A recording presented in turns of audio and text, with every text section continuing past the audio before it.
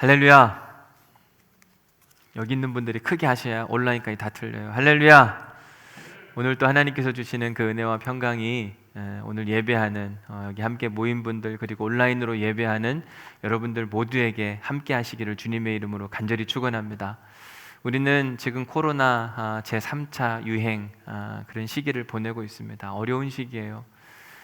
부산시는 이에 따라서 2.5단계 사회적 거리두기를 명령했고, 그로 인해 우리는 대면이 아닌 비대면, 사실 코로나 이전까지는 대면 예배, 비대면 예배 이런 얘기가 없었습니다. 인터넷 예배 이 정도까지는 있었는데 대면 예배, 비대면 예배를 구분하지 않았는데 어쩔 수 없는 상황 가운데 우리는 비대면 예배를 드려야만 합니다. 좀 너무 안타깝고 속상한 이야기이기도 해요.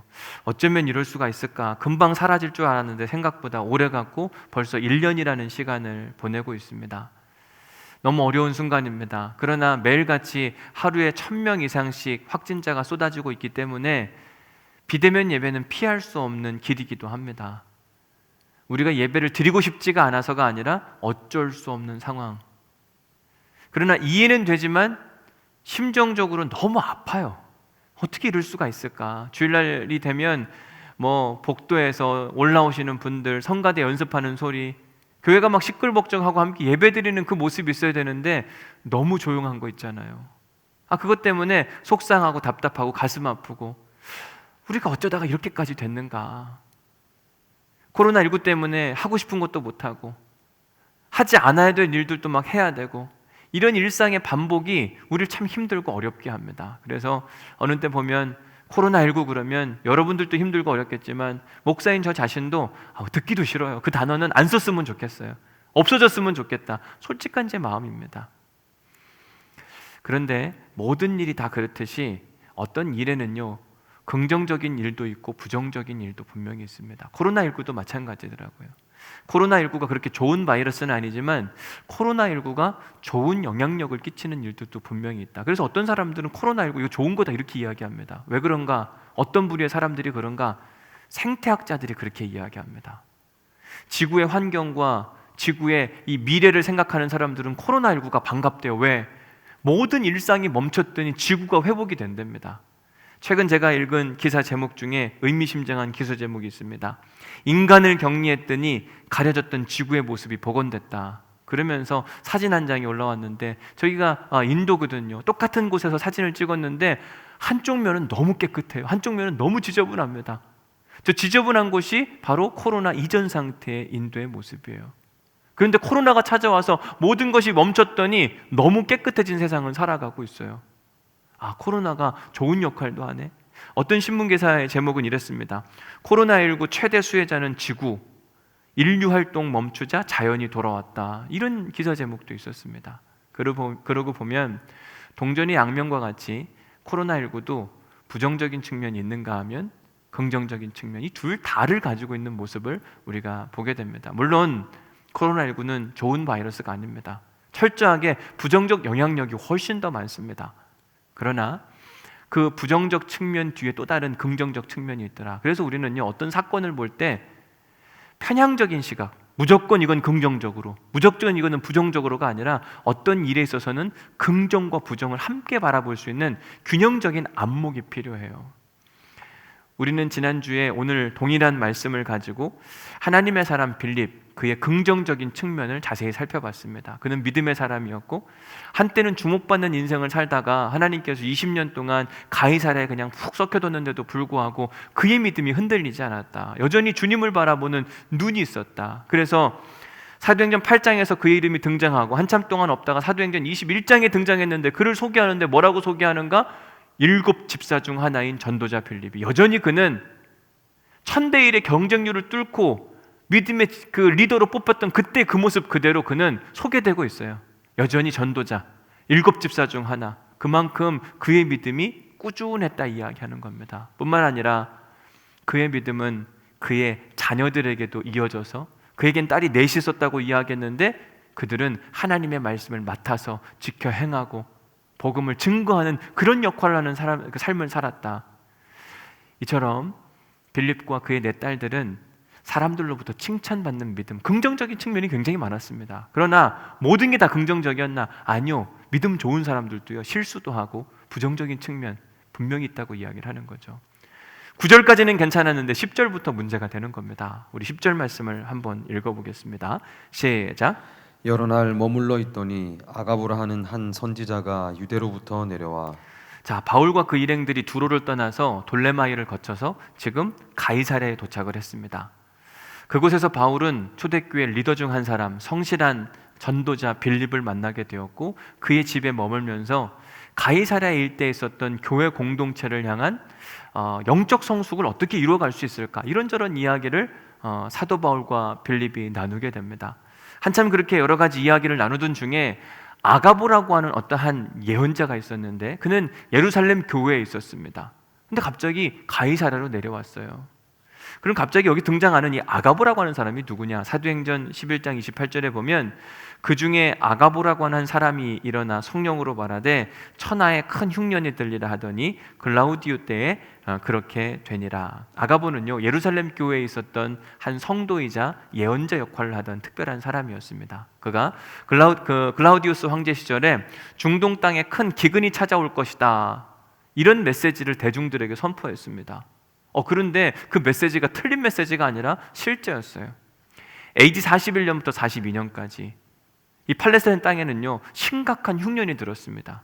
그래서 예루살렘 교회가 있었던 이 팔레스타인 땅에 흉년이 드니 예루살렘 교회도 힘들어졌어요. 그래서 바울이 소아시아 교회를 돌아다니면서 지금 예루살렘 교회가 힘듭니다. 우리가 복음의 빚진 자로서, 믿음의 형제로서 저들을 도와야만 합니다. 그래서 연보를 가지고 이들을 끊임없이 도와줬던 사건들이 우리는 말씀을 통해 보게 됩니다. 이처럼 예루살렘 교회에서 활동하던 예언자 아가보라고 하는 사람이 가이사랴로 내려왔어요. 왜 내려왔는가? 성경은 그 이유를 정확하게 설명하고 있지는 않습니다. 그런데 일반적으로 학자들은 이 일에 대해 이렇게 설명합니다. 아가보가 예언자였어요. 가이사랴도 예언의 역할을 하는 사람들이 있었습니다. 그들이 누구였냐면 빌립의 네 딸들이었습니다. 그래서 아마 예언자 아가보가 또 다른 예언 사역을 하고 있었던 빌립의 네 딸들을 만나고 싶어서 내려왔던 게 아닐까. 이건 뭐 추정이기는 하지만 뭐 그런 이야기를 해요. 그러나 이렇게 내려왔든 저렇게 내려왔든 왜 내려왔는지는 그 정확한 이유는 잘 모르지만 딱 한 가지 명확한 사실이 있는데 그건 뭐냐면요, 하나님이 필요해서 이 아가보를 예루살렘에서 가이사랴로 보내셨어요. 가이사랴에서 이 아가보의 역할, 해야 할 말이 있었던 겁니다.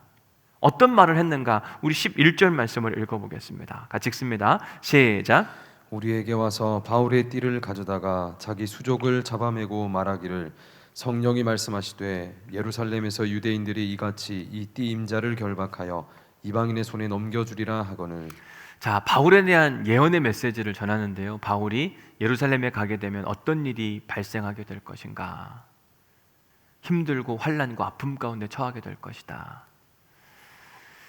여러분, 바울이요, 에베소에 도착했을 때 사람들한테 했던 몇 가지 선포의 메시지가 있습니다. 우선 사도행전 19장 21절을 말씀을 보면 이 일이 있은 후에 바울이 마게도냐와 아가야를 거쳐 예루살렘에 가기로 작정하여 이르되 내가 거기 갔다가 후에 로마도 보아야 하리라 하고, 에베소에서 바울이 자기가 이제 앞으로 가고 싶은 도시 몇 곳을 이야기하는데 마게도냐, 아가야, 예루살렘, 그리고 로마까지 이야기합니다.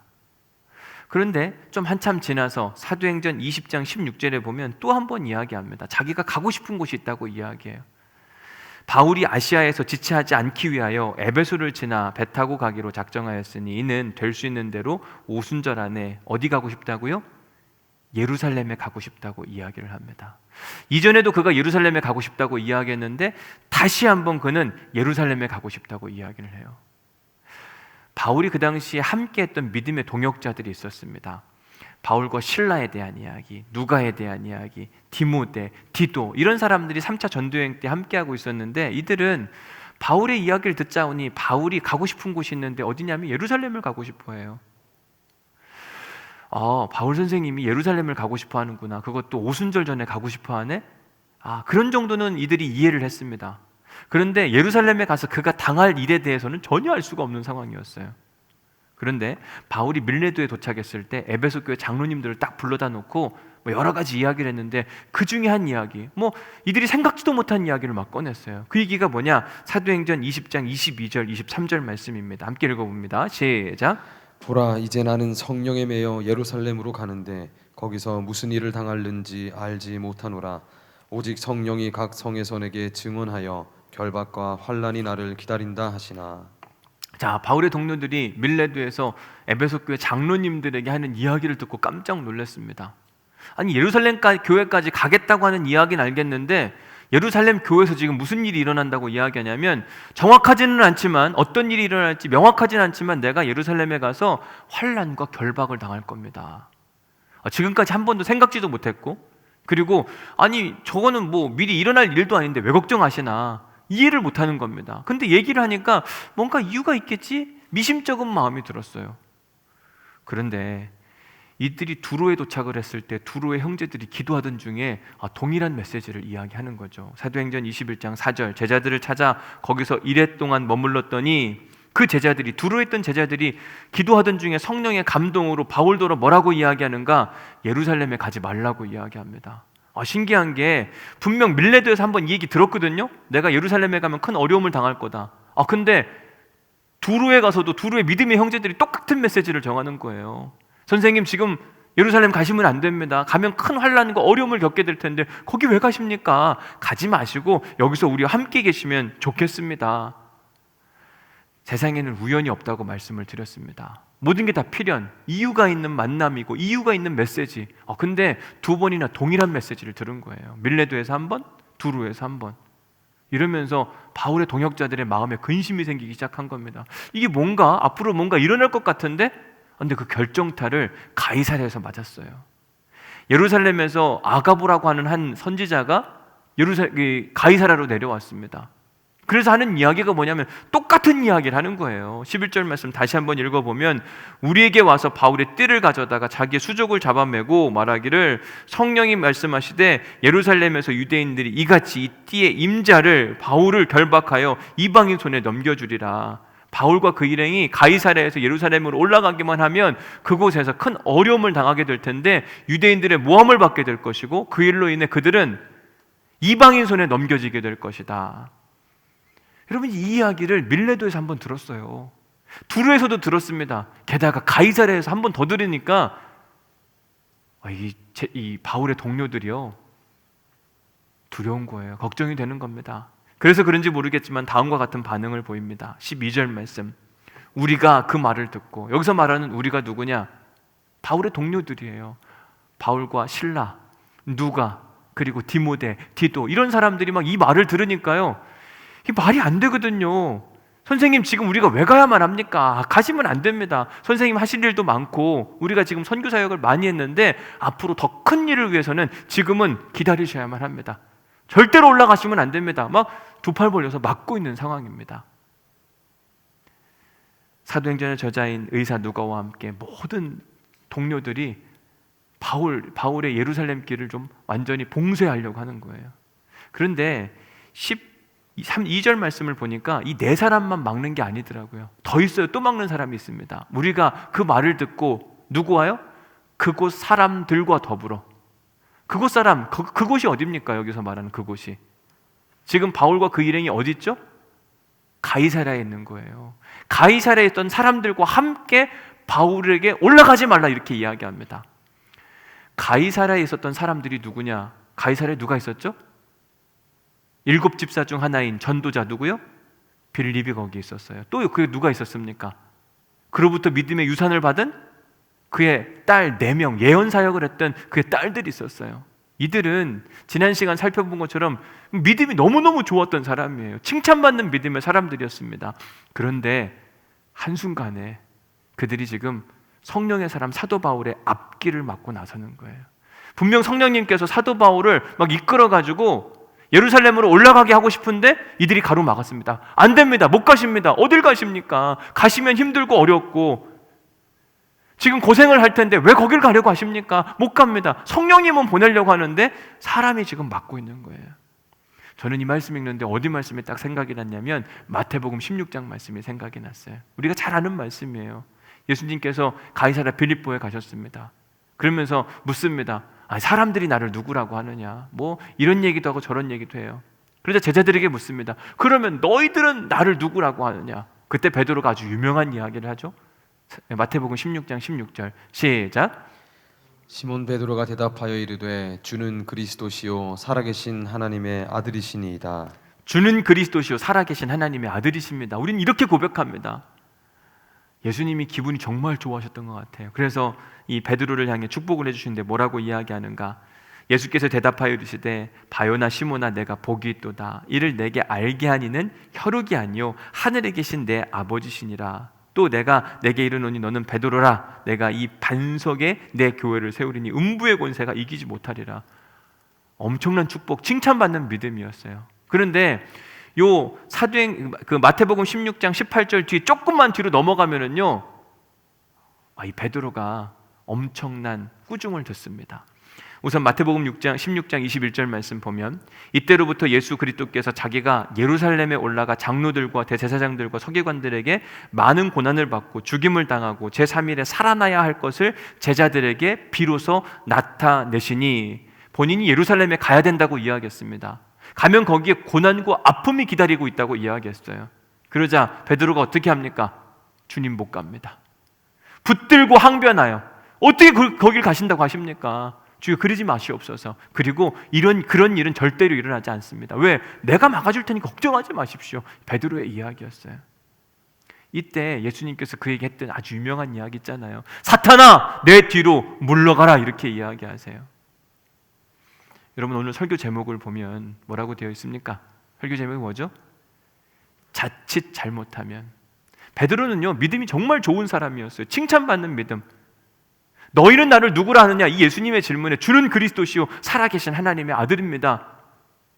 이 믿음의 고백 때문에 베드로가 칭찬받고 축복을 받는데, 우리가 읽진 않았지만 마태복음 16장 19절에 보면 무슨 축복을 해주냐면 내가 너에게 천국의 열쇠를 주겠대요. 너가 풀면 풀릴 것이고 너가 매면 매일 것이다. 여러분 엄청난 축복입니다. 천국의 열쇠를 쥐고 있다고 이야기해요. 실세예요. 이렇게 칭찬받았던 베드로가 갑자기 사탄아 내 뒤로 물러가라, 꾸중을 듣게 돼요. 왜 그랬나? 예수님이요 예루살렘에 올라가야 된다. 거기서 고난을 받아야 된다. 이게 하나님이 나에게 주신 사명이라 했을 때 베드로가 아니요 못 갑니다. 어딜 가십니까? 딱 막아섰거든요. 왜 그랬나? 베드로는요 예수님을 정말 많이 사랑했습니다. 너무너무 좋아했어요. 그런데 그 주님이 십자가에 달려 죽으신다고 하니까 가슴이 아픈 거 있잖아요. 인간적인 정 때문에 걱정하지 마세요. 선생님 제가 막아줄게요. 누가 선생님을 잡아가도록 하겠습니까? 그때 들었던 얘기가 사탄아 내 뒤로 물러가라. 왜냐하면 베드로가 하나는 알았는데 둘은 모르는 거예요. 주는 그리스도시요 살아계신 하나님의 아들입니다. 이 믿음의 고백은 정말 잘했어요. 그런데 하나님의 뜻과 계획은 뭐냐면 예수님이 예루살렘에 가셔야 돼요. 예수님이 십자가를 지셔야만 합니다. 그래야 온 인류가 구원을 받는데 베드로는 두 번째 하나님의 뜻과 계획에 대한 관심이 없는 겁니다. 그러니까 인간적 정으로 제가 막아드릴 테니까 걱정하지 마십시오. 철저하게 막아서는 모습을 보게 돼요. 오늘 본문에 등장하는 빌립과 그의 네 딸들도 마찬가지였습니다. 그들은 칭찬받는 믿음이었어요. 7 집사 중 하나 전도자 빌립, 이렇게 칭찬받는 빌립이었습니다. 게다가 그의 딸들, 저 예루살렘의 아가부라고 하는 예언자가 그들을 만나고 싶어서 가이사랴에 내려올 정도로 그들은 특별한 사역을 했어요. 그만큼 칭찬받는 믿음을 가지고 있던 그들이었는데 갑자기 성령의 사람 사도 바울의 마음을 막 찢어놓고 있는 겁니다. 왜? 아니 본인은 하나님의 마음을 받아서 예루살렘에 가야 되는데 이들이 막으니까, 그것도 그냥 막는 게 아니더라고요. 여러분 13절 말씀에 보면 바울이 대답하여 여러분들이 어찌하여 울어 내 마음을 상하게 하느냐. 지금 사도 바울의 동료들과 빌립과 그의 딸들이요 바울을 가로막고 있는 겁니다. 예루살렘 못 갑니다. 근데 그냥 가로막는 게 아니라 울면서, 울다라고 하는 헬라어 동사를 보니까요 클라이온테스라고 하는 단어를 써요. 클라이온테스. 이거는요 to cry, 울다. 근데 그냥 우는 게 아니라 aloud, 막 크게 우는 거예요. 대성통곡하면서 우는 겁니다. 이 동일한 단어가 요한복음 11장 33절에 등장하는데 나사로가 죽었을 때의 이야기예요. 그때 예수께서 그가 우는 것, 여기서 그는 누구냐면 마리아가 우는 걸 보고 이야기하시는 겁니다. 그리고 온 유대인들이 우는 것을 보시고, 마리아가 자기 가족이 죽었어요. 그것도 젊은 나사로가 죽으니까요. 울 때 어떻게 울을까요? 우는 척할까요? 비통한 마음으로 울었을 거예요. 자기 가족을 잃어버렸을 때 그 슬픔, 펑펑 우는 겁니다. 막 말할 수 없어요. 주체할 수 없는 그 울음. 유대인 그 동네 사람들도 다 우는 거예요. 왜? 너무 젊은 사람이 세상을 떠났으니까. 그때 썼던 단어가 뭐냐면 클라이온테스. 오늘 본문에 쓴 단어와 동일해요. 바울이 예루살렘으로 올라가겠다고 이야기했을 때 그 동네 사람들, 주변에 있었던 사람들, 아니 그 바울의 4명의 동역자들과 빌립과 그의 딸들이요 막 펑펑 우는 겁니다. 그것도 대성통곡하면서. 바울이 얼마나 민망했을까. 본인은 하나님의 뜻과 계획을 알았어요. 하나님이 원하시는 거 뭐냐? 예루살렘 가는 거. 하나님 원하시는 거 뭐냐? 거기서 결받고 환난이 기다리고 있다? 당해야 되는 거. 하나님 원하시는 거 뭐냐? 그가 땅끝까지 이르러 복음을 증거하는 거. 그러려면 반드시 예루살렘에 올라가야 되는데, 아니 모든 사람들이 지금 다 막고 서 있는 겁니다. 자기한테 주신 말씀의 메시지는 확실해요. 그가 드로아에서 아소까지 걸어올 때 제가 한번 자기격리라고 하는 그 주제를 가지고 설교한 적이 있습니다. 그가 65km의 먼 거리를 걸어오면서 하나님 나한테 뭘 원하시는 겁니까? 왜 고린도에서 배를 못 타게 하셨고 이렇게 돌아서 가게 하시는 겁니까? 그때 그가 하나님을 만났고 하나님으로부터 비전을 받았어요. 너는 예루살렘으로 가야 된다. 가서 거기가 환난과 핍박이 기다리고 있는데 그래도 가야 된다. 그래서 에베소에서도 막 선포하고 계속해서 사람들한테 나는 이런 이유 때문에 예루살렘에 가야 됩니다 말하고 막 도전했는데, 두로에 왔더니 믿음의 형제들이 그걸 확증해 줬어요. 성령님이 말씀하시는데 당신 가면 어려움을 당할 거라고 합니다. 바울은요 너무 기뻤어요. 왜? 자기가 들은 말씀이 확실해졌으니까. 가이사랴에 와서 아가보한테 그 얘기를 들으니까 더 확실해진 겁니다. 주님이 날 정말 보내시려고 하는구나. 근데 자기는 마음의 확증이 딱 섰는데 자기의 동료들과 빌립과 그의 딸들은 막 울면서 막으니까 곤란한 거 아니겠습니까? 분명 하나님의 뜻은 확실한데요, 주변 사람들이 다 막으면요 사람이 헷갈립니다. 이거 해야 되는 건가 말아야 되는 건가? 어떻게 해야 되지? 근데 바울은요 이런 사람들의 눈물에도 흔들리지 않았어요. 우리 13절 말씀 다시 한번 보겠습니다. 13절 같이 읽습니다. 시작. 바울이 대답하되 여러분이 어찌하여 울어 내 마음을 상하게 하느냐?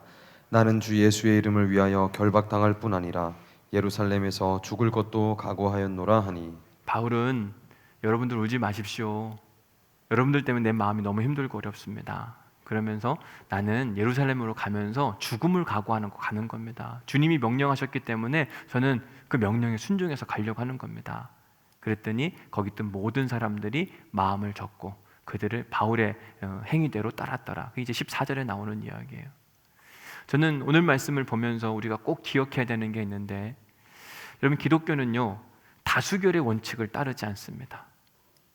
다수결의 원칙을 따랐다고 한다면 바울은 지금 혼자 예루살렘 길을 선택했어요. 그의 동료 4명, 그리고 빌립의 4딸들 9명은 가지 말라고 얘기했습니다. 우리 투표해 봅시다. 가야 되는지 말아야 되는지. 그랬으면 바울은 가면 안 되는 거예요. 기독교는 민주주의가 아니에요. 다수결의 원칙을 막 따르지 않습니다. 기독교는 하나님의 뜻이 먼저거든요. 또 하나 우리가 조심해야 되는 게 있는데 그게 뭐냐면 정이에요. 인간적인 정. 베드로도 예수님께 정 때문에 예수님 안 됩니다. 예수님 왜 죽으십니까? 이렇게 이야기합니다. 오늘 본문의 빌립과 그의 4딸들도 바울이 너무 좋은 겁니다. 그가 했던 사역들, 성령의 인도하심 듣고 보니까 바울이 너무 귀한 사람인데 이렇게 올라가다간 진짜 죽겠거든요. 그러니까 막는 거예요. 여러분 인간의 정이 얼마나 중요하고 얼마나 우리를 막 흔들리도록 만드는가. 어느 때 보면 분명 옳고 그름의 문제가 있는데 정 때문에 틀린데도 막 이게 맞다고 이야기를 해요. 분명 하나님이 이걸 원하시는데도 불구하고 그놈의 정 때문에 내 마음이 막 이끌려가고 그것 때문에 내 인생이 망할 때가 너무너무 많아요. 정을 조심해야 돼요. 제가 2019년 9월, 지금으로부터 1년 전입니다. 한국 생활을 다 정리하고 캐나다 이민을 가려고 준비를 했습니다. 저는 그게 하나님의 인도하심이었고 또 그렇게 가야 된다고 분명히 믿었습니다. 그걸 가지고 기도할 때 하나님께서 예레미야 말씀을 통해 가라고 명확하게 말씀을 해주셨어요. 그래서 7월부터 9월까지 모든 짐을 다 정리하고 캐나다 갈 준비를 거의 다 마쳤습니다. 그런데 그때 제가 떠나기 위해서 주변 사람들에게 인사하고 저 이제 캐나다 갑니다 라고 이야기했을 때 저를 응원하고 칭찬해 주는 사람이 사실은 한 명도 없었어요. 전 외롭더라고요. 그 어떻게 그런 선택을 할 수가 있냐, 막 응원해주고 칭찬해주고 격려해주면 좋겠는데 미심쩍든지 아니면 반대하든지, 반대해도 막 극렬히 반대. 오늘 본문에 나오는 것처럼 막 눈물을 흘리면서 이렇게 저를 막는 사람은 없었어요. 그런데 아니라고 말하는 사람들은 너무너무 많았습니다. 대부분 다 그건 잘못된 선택이다, 그거 가면 큰일 난다, 나중에 고생한다, 왜 가려고 하냐, 여기 있는 거 다 누리고 있어야지, 그건 옳은 거 아니다. 제가 그런 얘기를 너무 많이 들었거든요. 그런데도 멈출 수가 없었어요. 아이들 학교도 보내지 않았고, 그리고 저도 강의하는 거 다 못하겠다고 이야기하고, 마음 정리하고 짐 정리하고 거의 이제 95% 이제 떠나기만 하면 돼요. 그런데 주변에서 계속 이야기합니다. 가지 말라고, 나 같으면 절대로 안 간다고. 마음이 흔들리긴 하더라고요. 근데 멈출 수가 없었어요. 왜? 주님께서 가라고 이야기하시고 노라고 말씀하지 않으셨기 때문에 이 멈출 수가 없는 거예요. 이거 어떻게 해야 되는 건가? 그냥 그 인도하심을 따라서 다 정리했어요.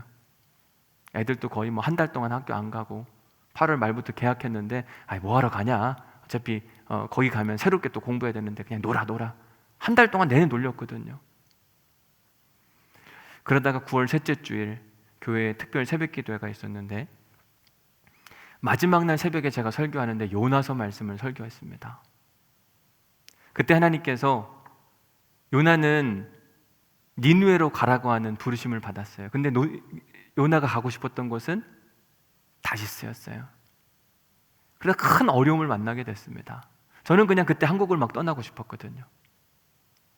근데 하나님께서 그때 그 말씀을 통해서 저한테 여기 있어라. 좀 진작 얘기해 주시면 얼마나 좋아요? 하나님은 다 포기하고 내려놓고 이삿짐 싸게 하시고, 그때가 9월 27일이었고 제가 캐나다 떠나려고 했던 날이 10월 1일이었습니다. 그러니까 며칠 안 남은 거예요. 얼른 얘기해 주면 얼마나 좋아요. 근데 하나님께서 저에게 모든 걸 다 내려놓을 수 있는지를 점검하고 싶으셨나 봐요. 95%까지 이제 교회 이야기하고 티켓팅해서 그냥 타고 가면 되는 겁니다. 모든 준비는 다 끝났어요. 주변의 사람들이 아무리 이야기해도 저는 그냥 무조건 갔는데 주님께서 스탑, 여기서 멈춰라, 여기서 그냥 목회하고 있어라, 이 말씀 한마디에 다시 다 짐을 풀었어요. 그날 새벽기도 마치고 집에 가가지고 우리 안 간다. 제일 곤란했던 게 누구냐면 우리 아이들이에요. 왜냐하면 학교에서 다 인사하고 왔거든요. 송별회도 다 하고 송별 선물까지 받았는데 다시 그 학교를 가야 되니 얼마나 민망하겠어요. 그래도 주님 말씀하셨으니까 우리 여기서 멈춘다. 다수결로 제가 결정했으면요, 저는 그냥 이미 이렇게 결정하고 저렇게 결정해야 되는데, 그때 결정의 기준점이 뭐였냐면 주님 말씀하시면, 주님이 가라고 말씀하시면 가고, 주님이 멈추라고 하면 멈추고, 주님이 맨 처음엔 가라고 이야기하셨거든요. 다 내려놓고 갈 수 있겠냐? 네, 그렇게 한번 해보겠습니다. 제 믿음을 테스트하셨어요. 그런데 그 믿음이 통과하고 나니까 여기 머물러라, 멈추래요. 하나님 95% 지금 다 됐는데 여기서 멈추라고 하면 어떻게 합니까? 그래도 멈추라고 그러면 멈추는 거거든요. 기독교 신앙은 다수결이 아니에요. 사람들이 만일다고 안 가는 게 아닙니다. 그리고 정 때문에, 부모님이 연로하시고 이제 마지막 볼지도 모르는 그런 것 때문에 만약에 너 가면 언제 보냐, 이런 이야기 때문에 제가 끌려가지고 가면 안 되겠다, 이럴 수 있는 게 아니라니까요. 기독교 신앙은 다수결도 아니고, 기독교 신앙은 우리가 정 때문에 막 흔들려서도 안 돼요. 오늘 본문의 빌립과 그의 딸들은 믿음이 정말 좋은 사람이었는데 순간 자칫 잘못하면 사단의 앞잡이가 될 뻔했어요. 앞잡이였죠. 근데 바울이 그걸 막아준 거예요. 선생님 가시면 안 됩니다, 울면서까지 막 막고 있었는데 바울이 결단을 내린 거죠. 아니요, 나는 가야 되겠다. 우리가 믿음 생활 잘하다가도 자칫 잘못하면 미끄러지고, 자칫 잘못하면 사단의 앞잡이 노릇을 할 수 있다. 잘 기억하셔야만 합니다. 사랑하는 성도 여러분, 누군가 우리 옆에서요, 내가 이렇게까지 말했는데 조심해야 될 사람이에요. 사람의 말을 따라가면 안 되거든요. 그리고 또 굉장히 위험한 사람이 누구냐면 울면서 얘기하는 사람 있잖아요. 정말 조심해야 될 사람. 여러분, 눈물을 믿으시면 안 돼요. 오늘 본문에 막 지금 울었다니까요. 그것도 대성통곡하면서 울었다니까요. 눈물도 조심하셔야 돼요. 그래서 제가 전 눈물을 잘 안 맺는다니까요. 그리고 또 하나 조심해야 되는 거, 정 때문에 이렇게 한다. 이거 굉장히 위험한 겁니다. 큰일 날 일이에요.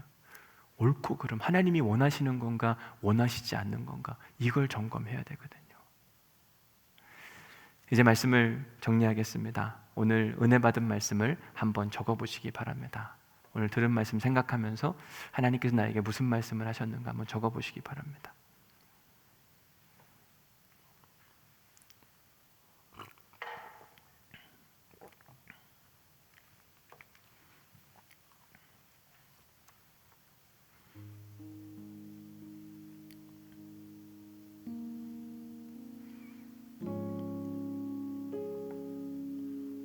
집에서 인터넷으로 예배드리시는 분들도 한번 적어보세요. 오늘 은혜 받은 말씀, 나에게 주신 말씀이 뭔가. 두 번째 질문을 보면 이렇게 되어 있습니다. 당신은 인간적 정의 우선입니까? 하나님의 뜻이 우선입니까? 잘 생각해 보셔야만 합니다. 그리고 지금까지 어떻게 지내오셨는가? 어느 때 보면 인간적 정으로 막 이끌려가지고 이렇게 해야 되는 거 아닐까? 저는 오늘 여러분들에게 하나 더 부탁드리고 싶은 건, 오늘 집에 계시면서 오늘 하루가 가기 전에 열왕기상 22장을 꼭 읽어보셔요. 거기 보면 인간적 정으로 행동했다가 망한 한 사람이 등장을 합니다.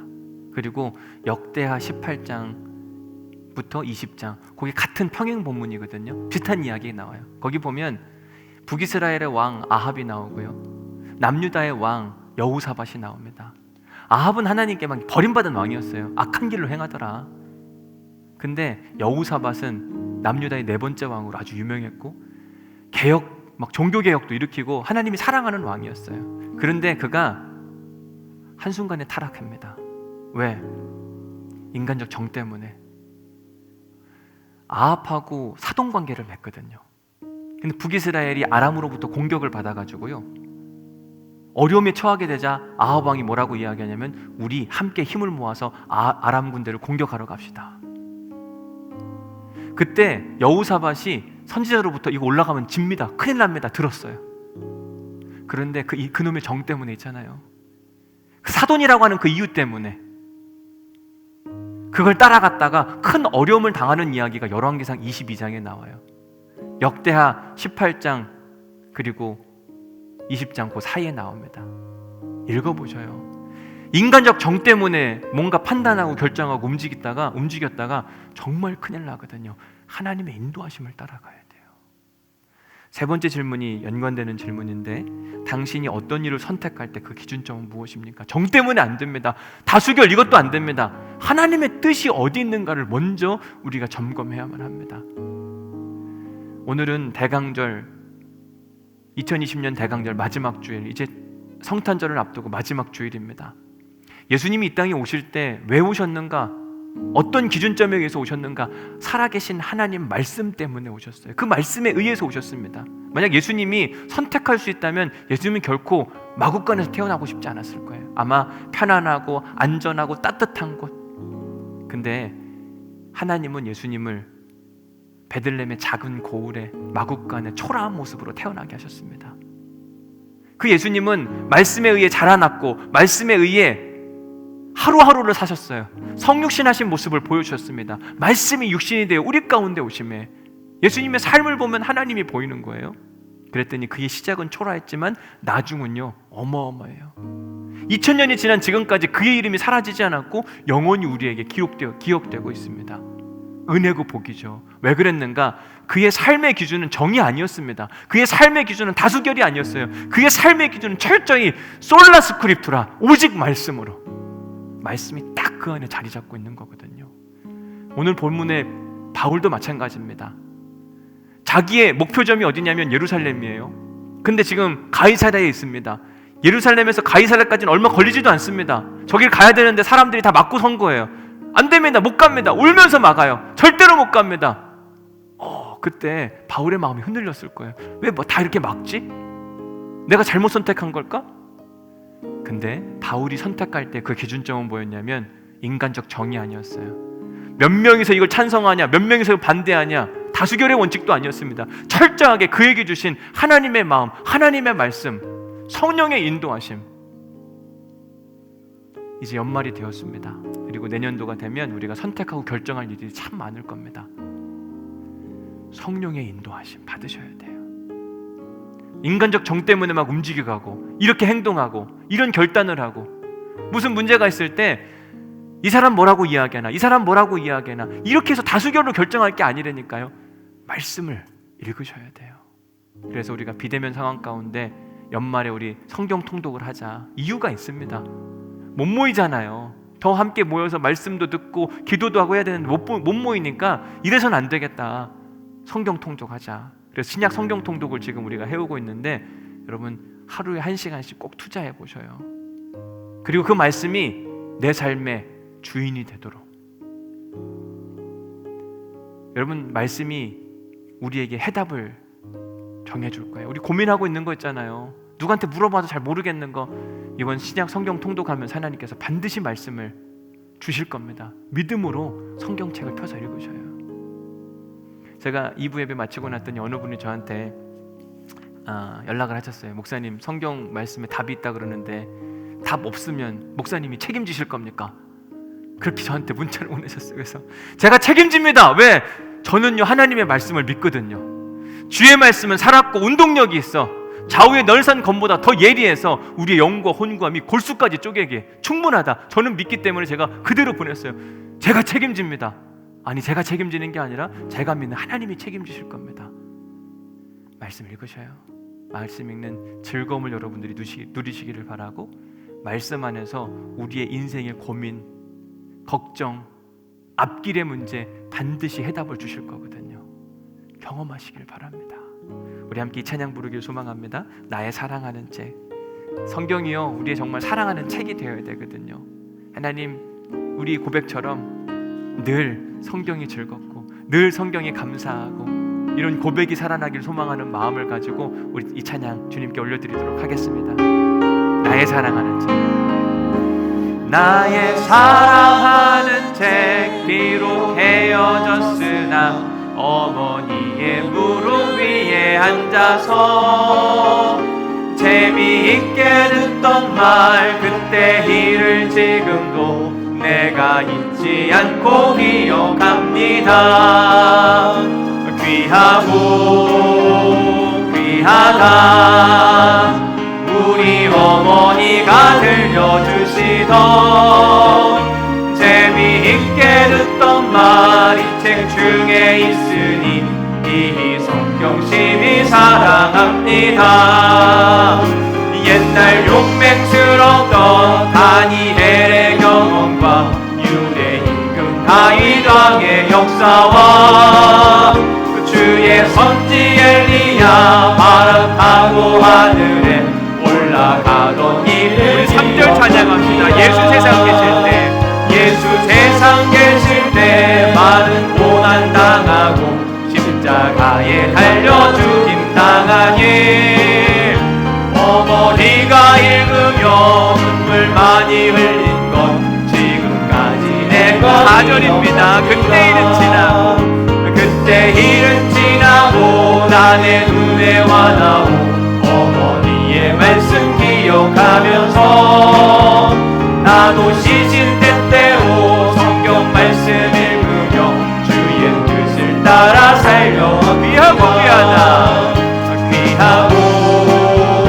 귀하다 우리 어머니가 들려주시던 재미있게 듣던 말인 책 중에 있으니 이 성경심이 귀하고 귀하다 귀하고 귀하다 우리 어머니가 들려주시던 재미있게 듣던 말이 책 중에 있으니 이 성경심